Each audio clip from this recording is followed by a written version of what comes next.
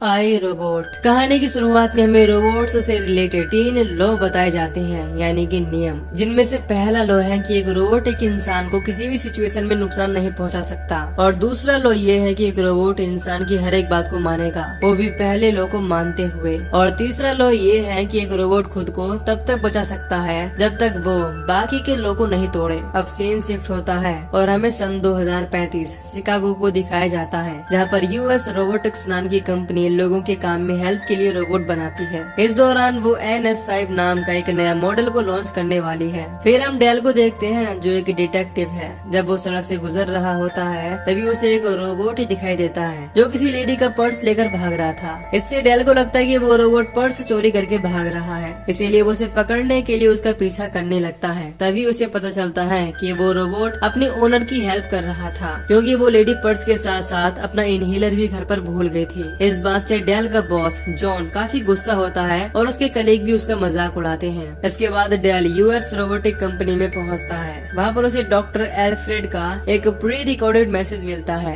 इस दौरान डेल काफी हैरान होता है कि डॉक्टर ने सिर्फ उसे ही क्यों बुलाया। अब डॉक्टर के मैसेज में बताया जाता है कि सिर्फ तुम ही हो जिस पर मुझे भरोसा है। फिर हमें पता चलता है कि एल्फ्रेड अब मर चुके हैं, जो कि यूएस रोबोटिक्स के सबसे सीनियर साइंटिस्ट थे। लेकिन डेल को डॉक्टर की रिकॉर्डिंग से कोई भी क्लू नहीं मिलता और वो बंद हो जाती है। फिर जब डेल अपनी फोरेंसिक टीम से बात करता है तो उसे पता चलता है कि डॉक्टर एल्फ्रेड के रूम का दरवाजा पूरी तरह से बंद था और अंदर कोई भी नहीं गया था। इसीलिए सबको लगता है कि एल्फ्रेड ने ऊपर से कूदकर अपनी जान दे दी। इसके बाद डेल कंपनी के ओनर लॉरेंस के पास पहुंचता है। यहाँ पर हमें पता चलता है कि डेल रोबोट्स को बिल्कुल भी पसंद नहीं करता, इसी वजह से वो लॉरेंस से भी काफी रूडली बात करता है। इसके बाद लॉरेंस डेल को डॉक्टर केल्विन से बात करने के लिए कहता है, जो उसे बताती है कि एल्फ्रेड ने मशीनों की वजह से इंसानी दुनिया से अपना वास्ता पूरी तरह से खत्म कर लिया था। इस पर डेल उससे पूछता है कि तुम्हें क्या लगता है कि एल्फ्रेड ने खुदकुशी की या नहीं। इस पर वो इस चीज से पूरी तरह से सहमत होती है, क्योंकि उसका भी मानना था कि उनके कमरे में उनके अलावा कोई भी नहीं था। इसके बाद डॉक्टर केल्विन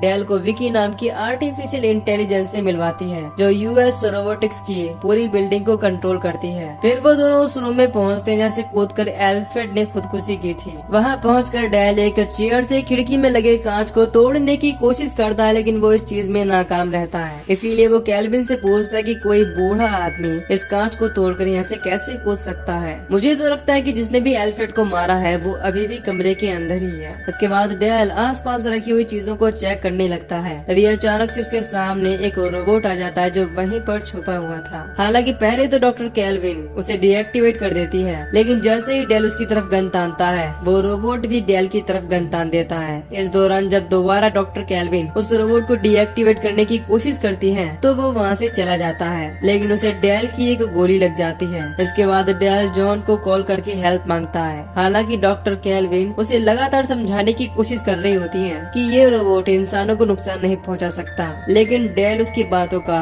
बिल्कुल भी विश्वास नहीं करता। अब क्योंकि केल्विन को लगता है कि रोबोट घायल होने के बाद खुद को ठीक करने के लिए उस जगह पर जाएगा जहाँ पर रोबोट बनते हैं, इसीलिए डॉक्टर केल्विन डेल को वहाँ पर ले जाती है। वहाँ पर उन्हें पता चलता है कि घायल रोबोट बन रहे रोबोट्स के बीच में छुप गया है, और जैसे ही डेल उस रोबोट को ढूंढता है वो रोबोट उस पर अटैक करके वहाँ से भागने की कोशिश करता है, लेकिन बाहर मौजूद पुलिस की टीम उसे पकड़ लेती है। फिर जब डेल जॉन को ये बात समझाने की कोशिश करता है कि डॉक्टर एल्फ्रेड को किसी और ने नहीं उस रोबोट ने ही मारा है, तो वो कहता है कि ये बात बिल्कुल झूठी है, और अगर इस बात में बिल्कुल भी सच्चाई हुई तो हम सबकी जान खतरे में है। इसके बाद हम देखते हैं कि जॉन डेल को उस रोबोट से बात करने के लिए साफ मना कर देता है, लेकिन डेल उसे किसी तरह से कन्विंस कर लेता है और उस रोबोट के पास पहुंचता है। वो रोबोट उसे बताता है कि मेरा नाम सोनी है और मैंने एल्फ्रेड को नहीं मारा। फिर जब डेल उसे छुपने का कारण पूछता है तो वो बताता है कि मैं डर गया था, इसी वजह से मैं छुप गया था। ये सुनकर डेल उससे कहता है कि रोबोट्स के अंदर कोई भी फीलिंग नहीं होती। इस पर सोनी उसे बताता है कि ऐसा नहीं है, मैं तो सोता भी हूँ और सपने भी देखता हूँ। फिर इस चीज को चेक करने के लिए डेल उस रोबोट को फोर्स करता है और कहता है कि तुमने ही अपने क्रिएटर को मार दिया, क्योंकि वो तुम्हारे अंदर इमोशंस पैदा कर रहे थे। इससे सोनी काफी गुस्सा हो जाता है। इस बात से डेल को ये कंफर्म हो जाता है कि सोनी के अंदर इमोशंस है। हालांकि इस दौरान सोनी उसे बताता है कि डॉक्टर ने मुझसे एक वादा लिया था, लेकिन मुझे लगता है कि वो गलत था, क्योंकि कहीं ना कहीं वो किसी चीज से बहुत ही ज्यादा डरे हुए थे। तभी पुलिस स्टेशन में लॉरेंस भी पहुंच जाता है, जो जॉन से बात करता है और सोनी को अपने साथ ले जाता है। इस बात से डेल काफी दुखी होता है। तभी उसके पास जॉन पहुंचता है। डेल उसे बताता है कि मुझे ऐसा लगता है कि सोनी मुझे कुछ बताना चाहता था, क्योंकि अगर वो चाहता तो मुझे आसानी से मार सकता था, लेकिन उसने ऐसा नहीं किया। फिर ये पता लगाने के लिए डेल एल्फ्रेड के घर पहुंचता है, लेकिन वहाँ बाहर एक रोबोट सुरक्षा के लिए लगा हुआ था, इसीलिए डेल उसे अपनी आइडेंटिटी दिखाता है। हालांकि वो रोबोट बताता है कि 8 बजते ही एल्फ्रेड का घर पूरी तरह से बर्बाद कर दिया जाएगा, लेकिन इसके बावजूद डिटेक्टिव अपनी आईडी की हेल्प से एल्फ्रेड के घर में चला जाता है। वो वहाँ पर उसके मरने की वजह ढूंढने लगता है, यानी कि क्लू ढूंढने लगता है। तभी बाहर मौजूद रोबोट उसके केबिन को बुरी तरह से तबाह करने लगता है। इससे डेल मरते मरते बचता है। फिर डेल डॉक्टर केल्विन के पास पहुँचता है। इस दौरान जब डेल को पता चलता है कि सारे NS5 robots direct US robotic company से जुड़े हुए हैं और डॉक्टर केल्विन के घर में भी एक NS5 है, इसीलिए वो बहुत ही ज्यादा डर जाता है और कहता है कि मुझे इन रोबोट्स पर भरोसा नहीं है, इसीलिए मैं इनके सामने बात नहीं कर सकता। फिर दूसरे रूम में पहुंचने पर वो बताता है कि डॉक्टर एल्फ्रेड पर नजर रखी जा रही थी, पर ऐसा लग रहा था कि उन्हें कैद करके रखा गया था। ये सुनकर डॉक्टर केल्विन काफी गुस्सा हो जाती है, क्योंकि उसे लगता है कि डेल रोबोट से नफरत करता है, इसीलिए ऐसी बात कर रहा है। इधर हम देखते हैं कि जब डेल कार में होता है तो वो उसे ऑटो पायलट मोड पर छोड़ देता है और आर्टिफिशियल इंटेलिजेंस से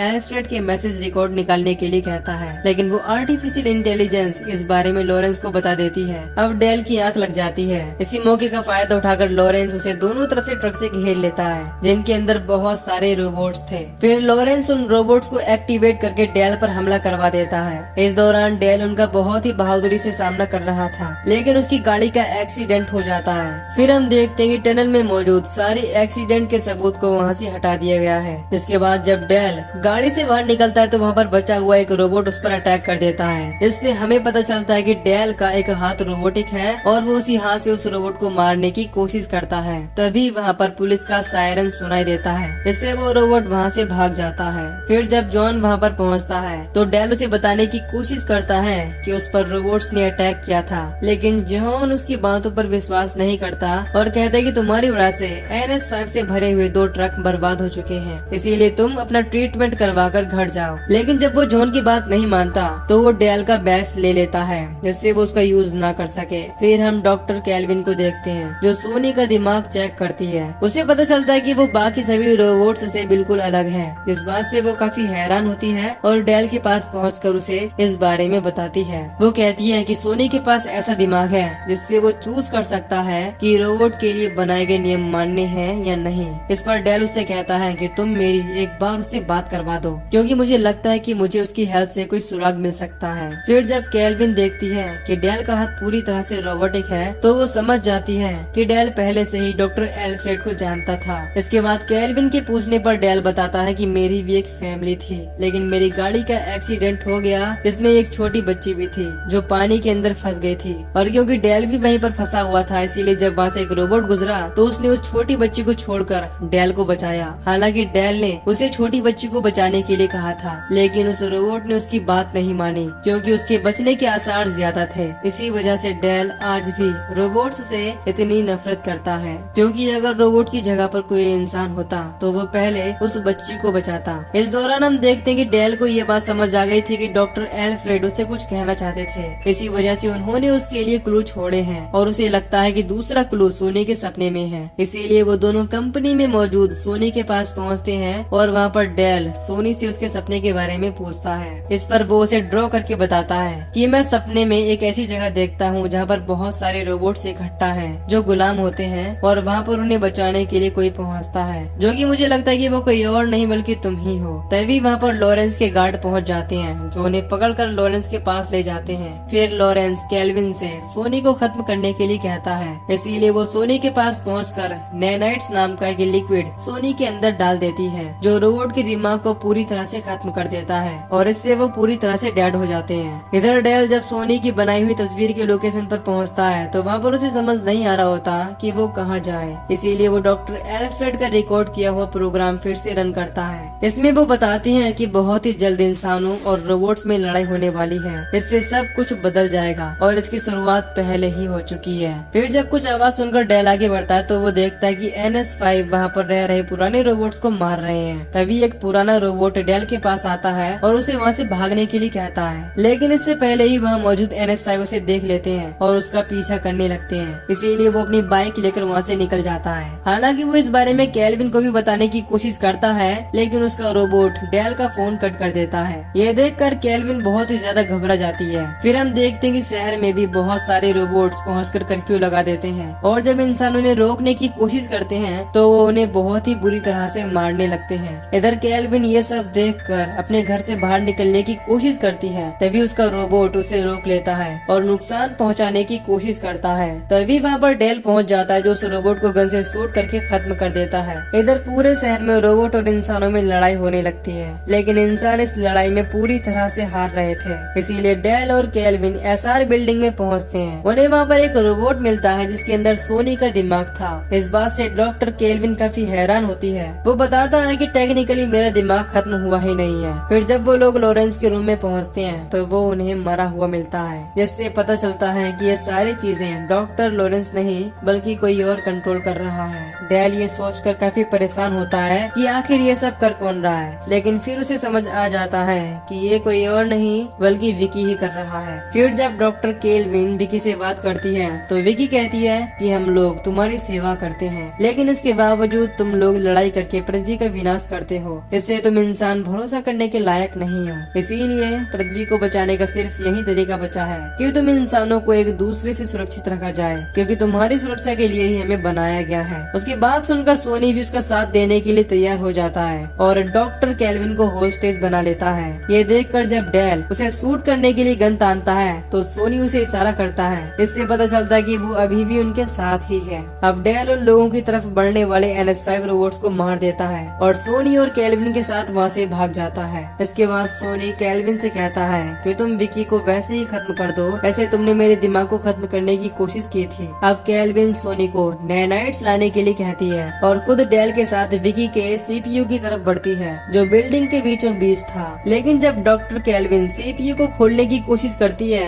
तो विकी उसे वापस से बंद कर देती है, इसीलिए डेल उसे अपने रोबोटिक हाथ से तोड़ देता है। फिर हम सोनी को देखते हैं जो नैनाइट्स निकाल रहा था, इसीलिए विकी सारे NS5 को एक्टिवेट कर देती है जो उन लोगों पर अटैक कर देते हैं। इधर कुछ रोबोट्स सोनी पर भी अटैक करने की कोशिश करते हैं, लेकिन वो बचता हुआ उन्हें एक एक करके मार देता है और आगे बढ़ता है। तभी कुछ NS5 मिलकर केल्विन को गिराने की कोशिश कर रहे होते हैं। इससे डेल सोनी से केल्विन को बचाने के लिए कहता है और खुद नैनाइट्स लेकर अपने रोबोटिक हाथ की हेल्प से CPU तक पहुंच जाता है। इसके बाद वो उसके अंदर नैनाइट्स डाल देता है। इससे देखते ही देखते विकी पूरी तरह से बंद हो जाती है और सारे NS5 उसके कंट्रोल से आजाद हो जाते हैं। इसके बाद उन लोगों को पता चलता है कि लॉरेंस भी एक रोबोट था, लेकिन अब तक डेल और केल्विन को ये बात समझ नहीं आती कि जब एल्फ्रेड ऑलरेडी विकी की कैद में था तो वो उसे क्यों मारेगी। इस पर डेल बताता है कि शायद विकी ने उसे मारा ही नहीं बल्कि एल्फ्रेड ने सोनी से खुद को मारने के लिए कहा था, और यही वो वादा, वो प्रॉमिस था